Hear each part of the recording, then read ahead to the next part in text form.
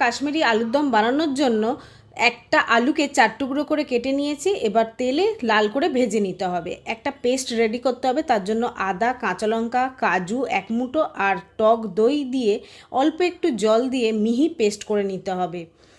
এবার আলুগুলো লাল করে ভাজা হয়ে গেলে আলুগুলো তুলে নিতে হবে। ওই তেলের মধ্যেই গোটা জিরে, তেজপাতা আর গোটা শুকনো লঙ্কা ফোড়ন দিতে হবে। ফোড়ন থেকে যখন সুন্দর গন্ধ বেরোবে এর মধ্যে মিক্সিতে বাটা পেস্টটা দিয়ে দিতে হবে। তার মধ্যেই দিয়ে দিতে হবে ধনে গুঁড়ো, জিরে গুঁড়ো, লঙ্কা গুঁড়ো, হলুদ গুঁড়ো, কাশ্মীরি রেড চিলি পাউডার, হিং আর 4-6টা দানা চিনি দিয়ে কষাতে হবে। যখন মশলা থেকে তেল বেরিয়ে আসবে তখন মশলা ধোয়া জলটা দিয়ে দিতে হবে।